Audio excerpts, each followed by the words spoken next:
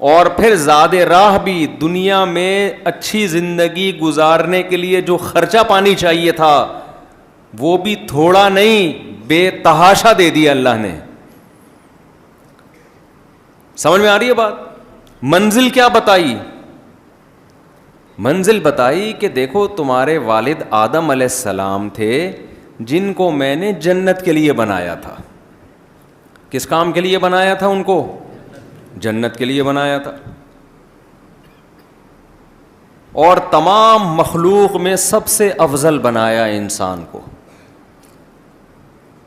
پھر اللہ نے ہمیں واقعہ سنایا کہ بنایا تھا جنت کے لیے، لیکن شیطان نے گڑبڑ کر دی. جا کے حسد اور جیلسی میں آ کے شیطان نے قسم اٹھائی کہ میں اس آدم کو جنت سے نکلواؤں گا اور پوری انسانیت کو جنت میں جانے سے روکوں گا. تو اللہ میاں نے ہمیں یہ واقعہ بتایا کہ شیطان نے قسم اٹھائی. پھر اللہ نے بتایا کہ خالی پیلی کی قسمیں نہیں تھیں، بلکہ شیطان جس دن سے آدم جنت میں گئے اسی دن سے ان کو جنت سے نکالنے کی تدبیریں بھی شیطان نے شروع کر دی، اور بالآخر جنت سے نکلوا دیا. آدم علیہ السلام کو افسوس ہوا. اللہ نے کیا کہا تھا؟ وَلَا تَقْرَبَا هَٰذِهِ الشَّجَرَةَ فَتَكُونَا مِنَ الظَّالِمِينَ. اے آدم ساری جنت تیرے لیے، اس درخت کے قریب مت جانا. شیطان نے آ کے کیا پٹی پڑھائی؟ شیطان بولنے لگا هَلْ أَدُلُّكَ عَلَىٰ شَجَرَةِ الْخُلْدِ وَمُلْكٍ لَا يَبْلَىٰ. اے آدم اللہ نے جو اس خاص درخت سے روکا ہے، لگتا ہے اسی میں کوئی خاص چیز ہے، باقیوں میں وہ بات نہیں ہے، اس میں کچھ ہے ایسا، حالانکہ کچھ بھی نہیں تھا اس میں، بس اللہ کی طرف سے آزمائش تھی، یہ درخت نہیں کھانا. شیطان نے کہا کہ اصل میں ایکچولی بات یہ ہے، اس میں کچھ ایسی چیز ہے، ایسے کچھ اس کے اندر کچھ چیزیں اللہ نے ڈال دی ہیں کہ جب وہ آپ کھاؤ گے نا تو موت آپ پہ کبھی بھی نہیں آئے گی، اور اللہ چاہتا ہے کہ انسان پہ موت آئے. تو اللہ میاں نے اس لیے منع کیا ہے آپ یہ درخت نہیں کھانا، کہ یہ ہمیشہ زندہ رہنے کا ذریعہ بنے گا. یہ درخت ایسا ورغلایا آدم علیہ السلام نے جا کے اس درخت سے کھا لیا. جیسے ہی کھایا ہے ہمیشہ کی زندگی تو کیا ملتی، جو لباس تھا وہ بھی گیا. وَطَفِقَا يَخْصِفَانِ عَلَيْهِمَا مِنْ وَرَقِ الْجَنَّةِ. آدم اور حوا دونوں مل کے اپنے جسم پہ پتے ڈھانپنے لگے. دیکھو میاں بیوی کا آپس میں کوئی پردہ نہیں ہوتا، پھر بھی جنت میں اپنے پورے جسم کو ڈھانپ رہے ہیں. اس میں بھی اشارہ ہے کہ لباس پہننا یہ انسان کی نیچر ہے، بغیر لباس کے رہنا یہ انسان کی نیچر بولو نہیں ہے. حیا آتی ہے، کسی کو چڈی بنیان میں پہنتے ہوئے گھومتے ہوئے دیکھو، بولو کچھ شرم کر، کچھ حیا کر. یہ ماڈرنزم نہیں ہے، یہ بے حیائی ہے. جتنا ماڈرن ہوگا اتنا لباس مختصر. کوئی پراپر ڈریس میں لڑکی جا رہی ہے، لوگ سمجھیں غریب خاندان کی، لگ رہا ہے گندے نالے پہ رہتی ہے، کہیں نالے والے پہ کہیں ان کا گھر ہوگا، جھگی میں رہتی ہوگی. اور جتنے کپڑے مختصر اتنی ایجوکیٹڈ. اور یہ تعلیم آج کیا کر رہی ہے، جتنی لڑکی پڑھی لکھی ہوتی جائے گی اس کے کپڑے اتنے مختصر. میٹرک میں شلوار قمیص تھی، انٹر کر لیا اب چست کپڑے. اگر وہ بیچلر ہو گئی ہے تو سلیو لیس، اور اگر وہ پی ایچ ڈی کیا ہوا ہے، اس نے پی ایچ ڈی کر لیا نا لڑکی نے، یہ ڈاکٹر بن گئی تو اب اسکرٹ پہ آ جائے گی. وہ جو خواتین بیان سن رہی ہیں ان کے علاوہ کی بات کر رہا ہوں. تو آدم علیہ السلام کے نا واقعے میں ایک ایک پہلو میں ہمارے لیے اسباق ہیں کہ ہمارے والد اور والدہ بے لباس نہیں تھے. بغیر لباس کے ہونا نیچرل نہیں ہے، با لباس ہونا نیچرل ہے. کیونکہ آج ایسے لوگ دنیا میں آ گئے ہیں، کہتے ہیں انسان تو بغیر لباس کے دنیا میں آیا ہے، لباس تو بعد میں ایجاد ہوا ہے. لباس جو ہے نا وہ کہتے ہیں بعد میں ایجاد ہوا ہے، شروع میں تو انسان جنگلی تھا، بغیر کپڑوں کے گھومتا تھا. غلط ہے، 100% غلط ہے. ہمیں قرآن سے پتہ چلتا ہے انسان جب دنیا میں آیا ہے آدم علیہ السلام تو لباس کے ساتھ آئے ہیں, اور جنت میں بھی کیسے تھے؟ لباس کے ساتھ تھے. تو اس لیے پراپر ڈریس پہنا کرو. سمجھتے ہو اگر آپ آدم علیہ السلام کو اپنا باپ مانتے ہو, لوگ کہتے ہیں نا ہمارا کلچر ہے, تو ہمارا کلچر تو باپ دادا سے چلتا ہے نا. کیا ہو گیا بھائی, سمجھ میں نہیں آ رہی بات؟ کلچر کس سے چلتا ہے؟ باپ دادا سے. تو ہمارے ابا تو آدم علیہ السلام ہے, ان کا کلچر پورے کپڑے پہننا تھا. یہ انگریزوں کا کلچر ہے آدھے کپڑے, یہ ابا سے ہٹ گئے ہیں. ابا کی جو نیچر تھی اس سے کیا ہو گئے ہیں یہ لوگ, ہٹ گئے ہیں یہ. تو اللہ تعالیٰ نے آدم اور حوا کو جنت سے نکال دیا. قرآن کہتا ہے آدم علیہ السلام اور اماں حوا کو فوراً غلطی کا احساس ہو گیا اور اللہ سے دعا مانگنے لگے, ربنا ظلمنا انفسنا وَإِن لَّمْ تَغْفِرْ لَنَا وَتَرْحَمْنَا لَنَكُونَنَّ مِنَ الْخَاسِرِينَ. اے ہمارے رب, ہم نے اپنی جان پہ بڑا ظلم کیا, اگر تو نے ہماری غلطی کو معاف نہ کیا اور ہم پہ رحم نہ کیا, ہم خسارے والوں میں سے ہو جائیں گے, ہم تباہ و برباد ہو جائیں گے. تو معاف کر دے, ہم آئندہ یہ گناہ ہم سے نہیں ہوگا.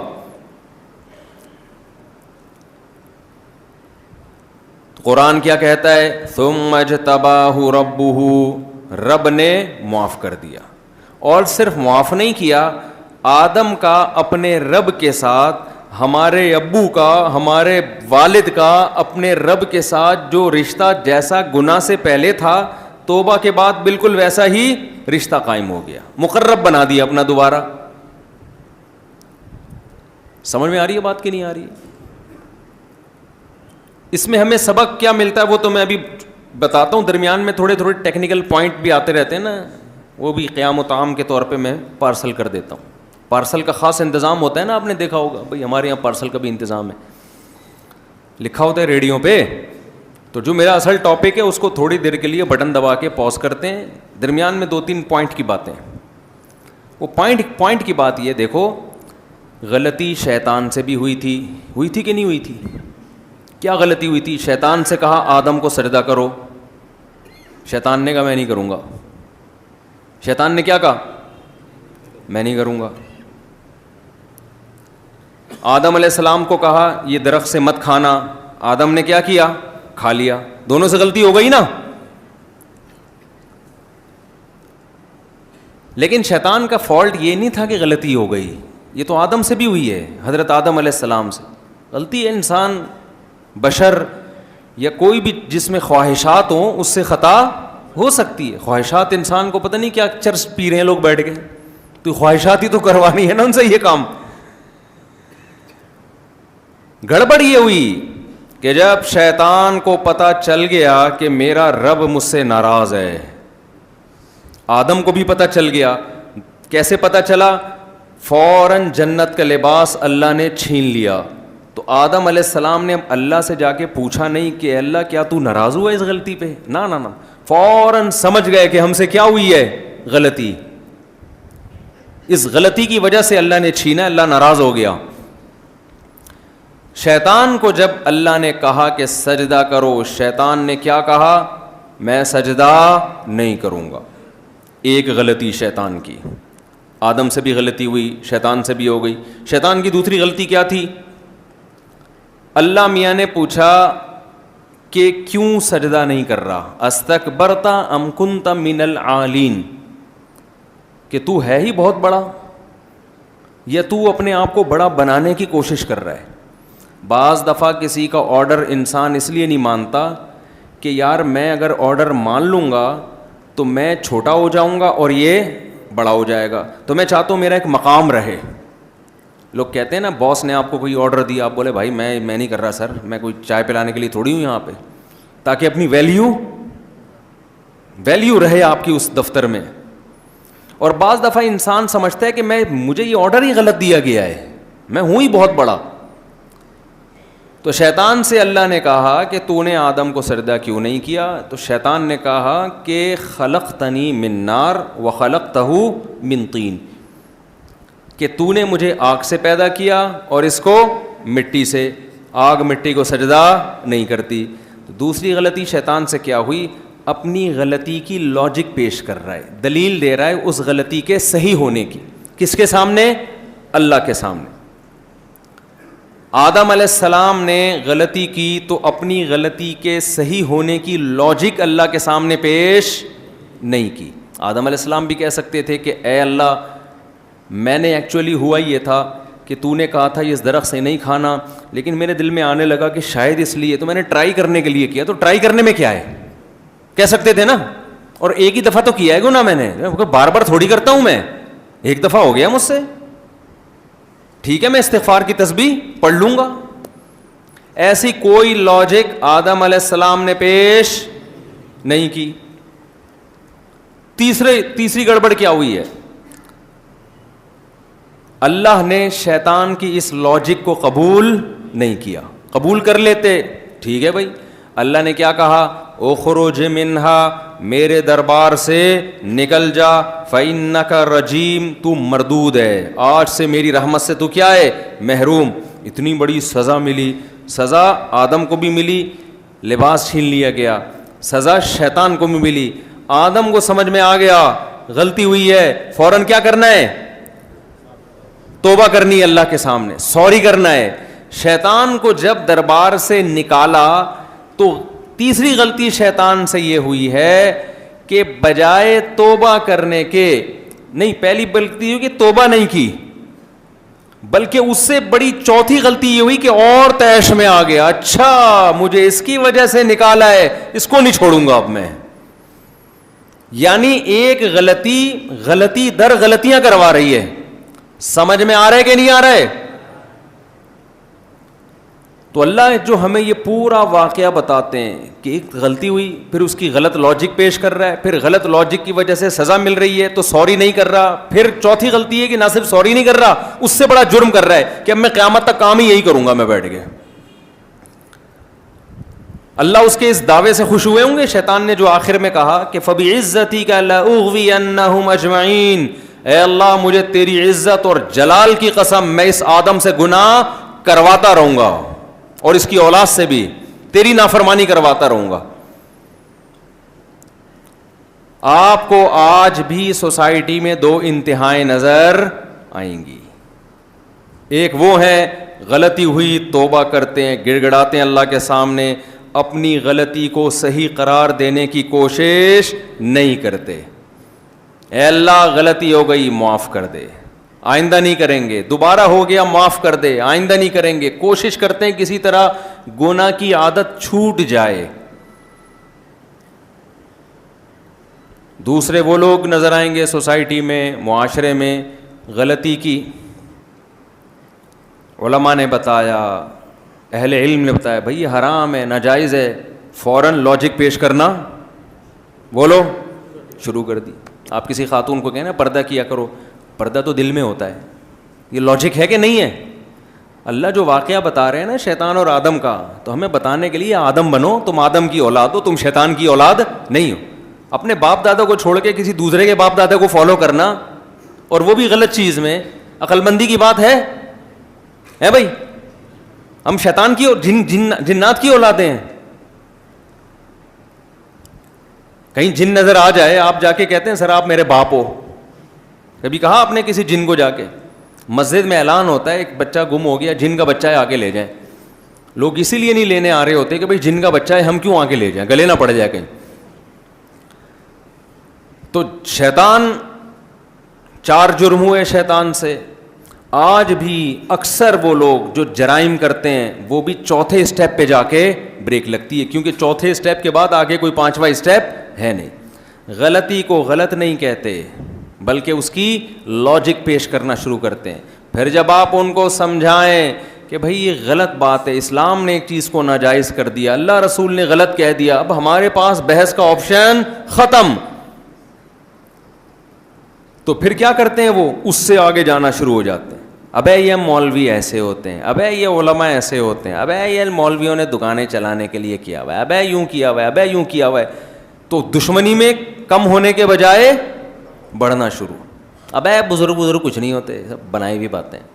انگریز دیکھو سائنس کہاں سے کہاں پہنچ گئی، وہ چاند پہ قدم رکھ رہے ہیں اور یہ داڑھی کی بات کر رہے ہیں. ٹی وی فلمیں نہیں دیکھا کرو, ڈرامے نہیں دیکھا کرو, داڑھی رکھو, نماز پڑھو. انگریز کہاں سے کہاں پہنچ گیا اور یہ شلوار ٹخنوں سے اوپر رکھنے کی باتیں کر رہے ہیں. ابھی شلوار کا ٹخنوں سے اوپر رکھنا, نیچے رکھنے کا چاند سے پہنچنے سے کیا تعلق ہے؟ اگر کوئی آدمی کوئی مجھے ہمیں آ کے بتا دے کہ میری شلوار نیچے ہوگی تو میں چاند پہ پہنچ جاؤں گا, شاید علماء اس کو فتویٰ دے دیں یار چاند پہ پہنچنے کے لیے اتنی گنجائش ہے. سمجھ رہے ہیں نا, شاید کوئی گنجائش نکل آئے کہ بھائی چاند پہ پہنچنے کے لیے گنجائش ہے کہ آپ کوئی ایسا لباس ہے جس میں ٹخنے ڈھانپنا پڑتا ہے. تو ٹخنے چھپائے یا ڈھانپے, اس سے چاند سے کیا تعلق ہے؟ لوگ کہتے ہیں یہ علماء داڑھیوں میں الجھایا ہوا ہے, داڑھی رکھو, نبی کا حکم ہے داڑھی رکھو.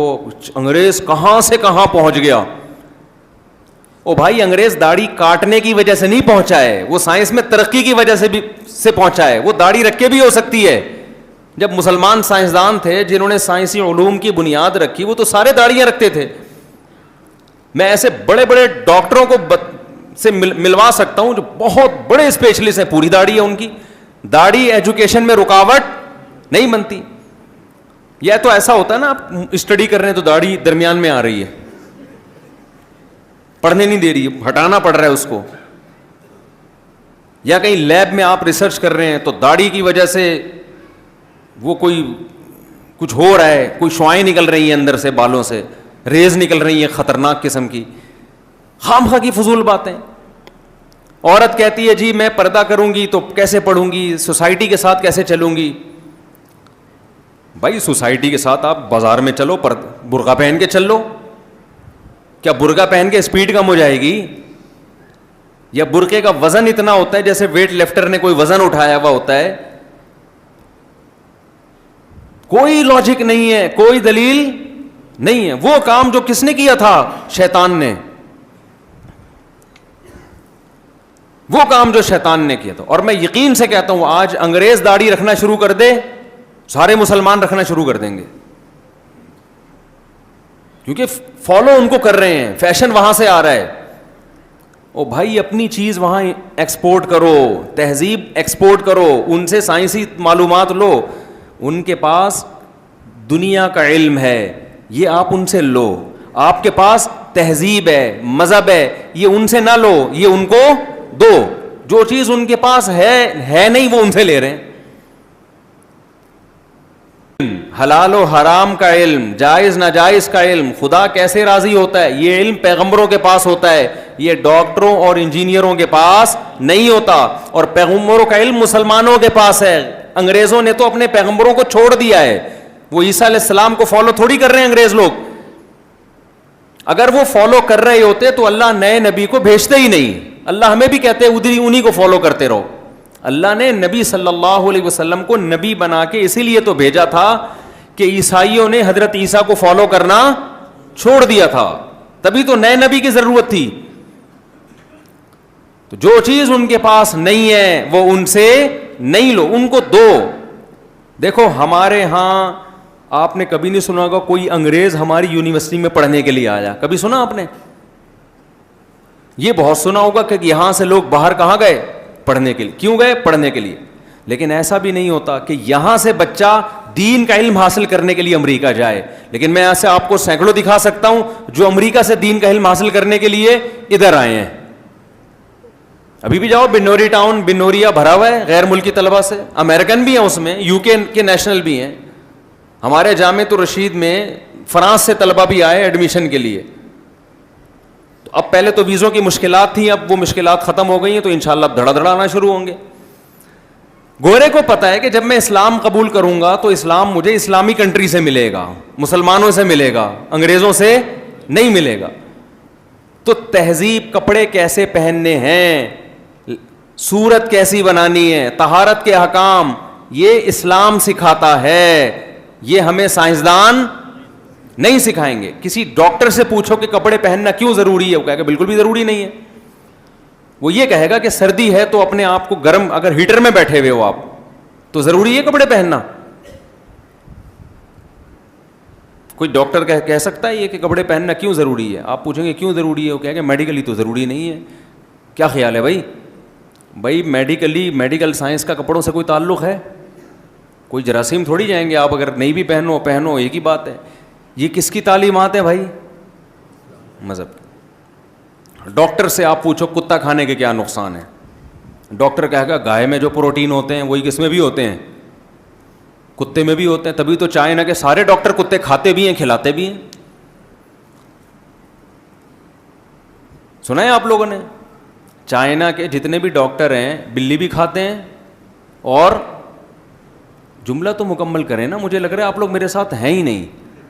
چائنا کے جتنے بھی, آپ کو تھوڑی کھلا رہے ہیں خدا نخواستہ بھائی, چائنا کے جتنے بھی ڈاکٹر ہیں وہ کتے کھاتے بھی ہیں اور پیشنٹ کو کتے کھانے کا مشورہ بھی دیتے ہیں. کہتے ہیں گائے کھاؤ, بلی کھاؤ, کتا کھاؤ, کوئی مسئلہ نہیں ہے, پروٹین سب میں ایک جیسے ہوتے ہیں.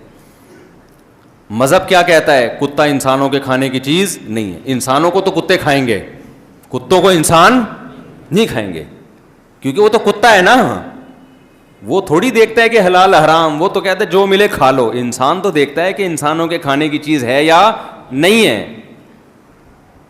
تو بھائی مذہب میں ہم نے کس کو, تہذیب میں ہم نے کس کو فالو کرنا ہے؟ اسلام کو. اس میں ہم نے انگریز کو فالو نہیں کرنا. نقصان کیا ہوگا اس کا؟ آپ تباہ و برباد ہو جاؤ گے, آپ کے دل کا سکون خراب ہو جائے گا, برباد ہو جاؤ گے آپ. کیونکہ جس بے سکونی کا وہ شکار ہے نا مذہب سے ہٹ کے, اگر آپ نے ان کے پیچھے چلنا شروع کر دیا تو آپ بھی اسی بے سکونی کا شکار ہو جاؤ گے. بہت زیادہ بے سکونی ہے اس راستے میں جس راستے پہ کافر چل رہا ہے. تو خیر میں یہ عرض کر رہا تھا کہ شیطان سے غلطی ہوئی, شیطان غلطی پر اکڑ گیا اور ایسا اکڑا ہے آج تک جھکنے کا نام نہیں لے رہا. اس نے کہا ایسی کی تیسی, اس آدم کی وجہ سے مجھے جنت سے نکالا ہے, میں اس آدم کو جنت میں جانے دوں گا ہی نہیں, نہ اس کی اولاد کو. بہت تھوڑے لوگ ہیں جو نکل جائیں میرے چنگل سے, اکثر کو تو نہیں پائے گا. وَلَا تَجِدُ أَكْثَرَهُمْ شَاكِرِينَ, اے اللہ تو ان میں سے اکثر کو شکر گزار نہیں پائے گا. تو اللہ نے آدم علیہ السلام کو جب جنت سے نکالا تو پھر ان کو ایک مشن دیا, جو میں نے کہا تھا نا ابا نے کہاں بھیجا آپ کو انڈے لینے کے لیے. تو اللہ میاں نے بھی ہمیں دنیا میں کیا بھیجا؟ انڈے کھانے کے لیے نہیں بھیجا, نہ انڈے لینے کے لیے بھیجا. اللہ نے بھی ایک کام ہمارے ذمہ لگایا کہ اے آدم اپنی اولاد میں قیامت تک کے لیے اعلان کر دے, یا بنی آدم اما یاتینکم رسل منکم, کہ بتا دے کہ میرے پیغمبر تمہارے درمیان آتے رہیں گے اور تم پہ اللہ کی آیات تلاوت کرتے رہیں گے. تو جو ان پیغمبروں پہ ایمان لائے گا اور نیک عمل کرے گا, فَلَنُحْيِيَنَّهُ حَيَاةً طَيِّبَةً, دنیا میں بھی پاکیزہ زندگی دیں گے اور آخرت میں بھی اسے اس جنت میں ہم دوبارہ داخل کر دیں گے جہاں سے آدم کو نکالا گیا تھا. تو اللہ نے ہمیں کس کام کے لیے بھیجا؟ پیغمبروں پر ایمان لے کر آؤ اور پیغمبروں کی تعلیمات کو فالو کرنا شروع کر دو. پیغمبر نے کہا یہ کام کر لو تو کر لو, کہا کہ یہ کام مت کرو تو اس کام کو چھوڑ دو. یہی آزمائش ہے. لِيَبْلُوَكُمْ أَيُّكُمْ أَحْسَنُ عَمَلًا, اللہ نے اس لیے ہمیں بھیجا, اللہ ہمیں دیکھنا چاہتا ہے کہ تم عمل کیسا کر رہے ہو, اچھا عمل کر رہے ہو یا برا عمل کر رہے ہو. اچھا کرو گے واپس جنت میں لے آؤں گا, برا کرو گے جہنم کی آگ میں تمہیں ڈال دوں گا. ہم نے کیا کیا؟ ہم دنیا میں آئے اور اس کے بعد بھول گئے کہ ہمیں کس کام کے لیے بھیجا گیا تھا. کیوں؟ ہمارے دماغ میں یہ ہے ہی نہیں کہ ہمیں اللہ نے بھیجا ہے. ہم کہہ رہے ہم تو خود بخود پیدا ہو گئے, ہم خود بخود دنیا میں کچھ بھی نہیں ہوتا بھائی, اللہ نے اپنے ارادے سے ہمیں پیدا کیا ہے. اب ہماری مثال اسی بچے کی طرح ہے کہ جس کو ابا نے انڈے لینے کے لیے بھیجا اور پیسے بھی دیے, رکشے کا کرایہ بھی دیا, اور بچہ وہ سارے پیسے کیا کر رہا ہے؟ گٹکے میں اڑا رہا ہے. تو ابا کو کتنا غصہ آئے گا. اللہ نے ہمیں دنیا میں بھیجا اور بے تحاشا وسائل دے دیے کہ کام تمہارا یہ ہے کہ تم گناہ سے بچو گے اور فرض فرائض واجبات پورے کرو گے, جو کام تمہارے ذمہ لگایا. آخرت کی تیاری ہم نے, اور پھر اللہ نے وسائل کیا دیے؟ آسمان سے بارشیں برسائیں, زمین سے تناور درخت پیدا کیے, کھجور انگور کے باغات پیدا کیے, ہر سال کے 12 مہینے ہمارے ہاں پھل پیدا ہوتے ہیں, 12 مہینے. ہم نے کیا کیا, یہ سارے وسائل استعمال کر کے جو اللہ نے کام لگایا تھا اس کام کے علاوہ ہر کام میں پیسہ استعمال کرنا شروع کر دیا ہم نے. تو اللہ پوچھے گا نہیں کہ میں نے جو جوانی دی, میں نے جو وسائل دیے, آنکھ دی, ناک دی, کان دی, اور جتنے بھی وسائل دیے اور نعمتیں دیں, یہ کدھر خرچ کر رہا ہے بھائی تو بیٹھ کے؟ پوچھے گا نہیں اللہ تعالیٰ. آپ اس کو اڑا رہے ہو اسنوکر میں, ڈبو میں, فلموں میں, ڈراموں میں, فضول قسم کے قصوں میں, کہانیوں میں. اللہ میاں نے بھی کہا کہ جیسے باپ جب بچے کو بھیجتا ہے نا, کہتے ہیں بیٹا آئے گا تو ادھر ہی نا رات سونے کے لیے, 2 دن باہر گزار لے گا, 3 دن گزار لے گا, ادھر ہی آئے گا نا, تب یہ سے پٹے گا پھر تو. ابا کو جا کے کوئی کہنے لگے کہ ابا وہ جس کو آپ نے انڈے لینے کے لیے بھیجا تھا اس نے تو سارے پیسے گٹکے میں اڑا دیے. ابا جب پاورفل ہوتا ہے تو ابا آستین چڑھاتا ہے, کہتا ہے بیٹا جائے گا کہاں, آئے گا تو یہی نا. کتنے بچے گھر سے بھاگ جاتے ہیں, 1 مہینے 2 مہینے 3 مہینے بعد پریشان ہو کے پھر آ جاتے ہیں, کہتے ہیں ایک دفعہ پٹ لو یہ زیادہ اچھا ہے, روزانہ فٹ پاتھوں پہ سونے سے بہتر ہے. تو ایسا ہوتا ہے کہ نہیں ہوتا؟ تو اللہ بھی بالکل اسی انداز میں دھمکیاں دیتا ہے, تمتعوا, اڑا لو مزے, فإن مصيركم إلى النار, آنا تو جہنم کی آگ میں ہے نا, تم نے جاؤ گے کہاں, کتنا عرصہ زندہ رہ لو گے. الی المصیر, آنا میری طرف ہے. بار بار اللہ نا قرآن میں کیا کہتا ہے, آنا کہاں ہے, میری طرف. مرجعکم الی اللہ, لوٹنا کہاں ہے, اللہ کی طرف. کہیں لوٹنے کا لفظ, کہیں آنے کا لفظ, کہیں ٹھکانے کا لفظ. ٹھکانا میرے پاس ہی ہے. کوئی ہے دنیا میں ایسا جو مرے نہیں ہے بھائی, انڈے لینے گیا تھا اور جاتا ہی چلا جا رہا ہے, کوئی ہے دنیا میں ایسا؟ گیا ایسا گیا کہ جاتا ہی چلا گیا. ہی ایونٹ ایسا ایونٹ کہ ایونٹ ہی ایونٹ, جایا ہی جا رہا ہے, جایا ہی جا رہا ہے. جہاں بھی چلے جاؤ, قرآن کہتا ہے اینما تکونوا, اڑے اڑا لے مزے بھائی, تو بھول جا اسنوکر میں, ڈبو میں ٹائم گزار لے, تاش کے پتوں میں ٹائم گزار لے, ویڈیو گیم میں, پب جی میں ٹائم گزار لے.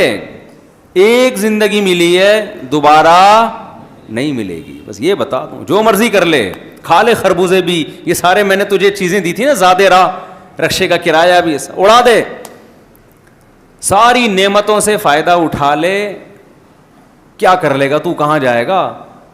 یا معاشر الجن والانس, اے جنات اور انسانوں, ان استطعتم ان تنفذوا من اقطار السماوات والارض فانفذوا, زمین آسمان کی حدود سے ذرا باہر نکل کے دکھاؤ, طاقت ہے تو نکل جاؤ. رہو گے تو اسی کائنات کے اندر نا, کائنات سے کہاں باہر جا سکتے ہو جہاں اللہ کی حکومت ہے. تو اللہ کہتے ہیں نکل جاؤ بھائی تو. جیسے ابا کیا کہہ رہے, کوئی محلے کا کوئی ہو نا, بڑا دادا ہو, وہ پورا اس کا علاقہ ہے اور چاروں طرف سے بیریئر لگایا ہوا اس نے, اور آپ اس کی بدماشی سے بچ کے جا رہے ہو, کہے گا جائے گا کہاں بیٹا, ہے بھائی, ہے تو ہمارا علاقہ نا, کہاں چلا جائے گا. اللہ میاں بھی اسی انداز سے بات کر رہے ہیں کہ تو کائنات کی وسعتوں سے نکل کے تو دکھاؤ, کدھر نکلے گا تو, ہے تو ہمارے ایریے میں ہی. پوری کائنات کس کا علاقہ ہے, اللہ کا. دنیا میں اس سے بڑا بے وقوف کوئی ہو سکتا ہے جو اللہ سے بھی آگے نکلنے کی کوشش کرے؟ ہم اور آپ کہاں اللہ سے بھی آگے جانے کی کوشش کر رہے ہیں. ہم سمجھتے ہیں یہ اسلام مولویوں کا مذہب ہے. وہ بھائی مولوی تو بیچارہ, وہ تو اللہ کی بات آپ تک منتقل کر رہا ہے, یہ اس کا دین تھوڑی ہے. آپ عمل کرو نہ کرو, وہ مولوی خود عمل کرے نہ کرے, اس کا نہ آپ سے تعلق نہ اس سے, اس کا کس سے تعلق ہے, اللہ سے. تو بھائی جب بھی گناہ کا خیال آئے نا, فوراً سوچا کرو ابا نے بھیجا کہاں تھا, انڈے لینے کے لیے, اور تو کر کیا رہا ہے, وہ پیسوں سے گٹکے کھا رہا ہے بیٹھ کے.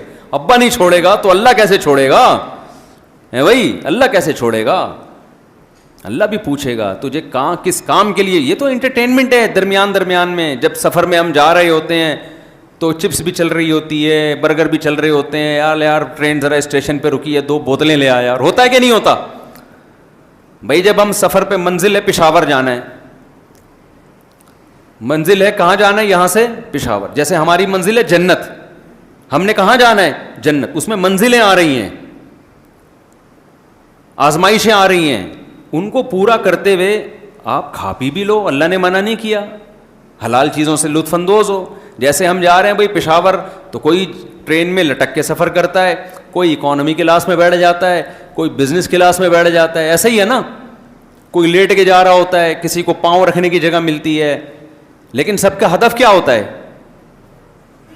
بھائی؟ وہاں ابا نے جو پیسے دیے ہیں نا مجھے پشاور جانے کے لیے دیے ہیں, وہاں نانی کا گھر ہے, ان سے مل کے آؤ, عید ان کے ساتھ گزارو. اب کسی کے پاس وسائل کم ہیں وہ بھی لطف اندوز ہوتا ہے, وہ کم لطف اندوز ہوتا ہے. کسی کے پاس وسائل زیادہ ہیں وہ زیادہ لطف اندوز ہوتا ہے.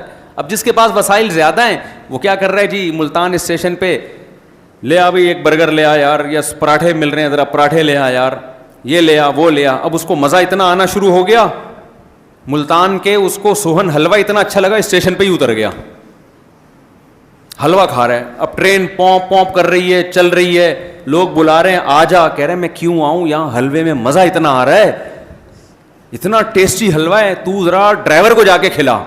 ڈرائیور کہے گا مجھے بھی جاب سے نکال دو کہ بھائی میرا ہدف پشاور ہے, چلتے چلتے کھا لوں گا, اس کے لیے رکوں گا نہیں. اگلی ٹرین آ رہی ہے, پلیٹ فارم خالی کرنا ہے, تو چلتے چلتے کھا لو بھائی جتنا ہے. جب ٹرین چل رہی ہے عقل مند کیا کرے گا, حلوے کا ڈبہ خرید کے, پاکستانی تو بغیر پیسے دیے بھی لے چلتے ہیں کہ ابھی چل رہی ہے تو کون پوچھے گا, وہ سیٹ پہ بیٹھ کے کھائے گا. یار سفر جو منزل ہے نا اس میں خلل نہیں ہے, چلتے چلتے جو ہو جائے. اور اگر نہیں خرید سکتا چھوڑ دے گا وہاں پہ, چھوڑو یار پشاور پہنچ کے نانی کے گھر گاجر کا حلوہ کھائیں گے, وہ سچی مچی کا حلوہ ہوگا. یہ تو اسٹیشنوں پہ تو پتہ نہیں حلوے بھی کس قسم کے مل رہے ہوتے ہیں. تو اللہ میاں نہیں بولا ہے کہ یہ جو تمہیں دنیا کی انٹرٹینمنٹ ہے نا یہ سارا چائنا کا مال ہے جو تمہیں مل رہا ہے, اصل کہاں ملے گا؟ جنت میں. اس کے سائڈ افیکٹ بھی بہت ہیں. دنیا میں جو زیادہ مزے اڑا رہے ہیں زیادہ ٹینشنیں بھی اسی کے ساتھ ہیں.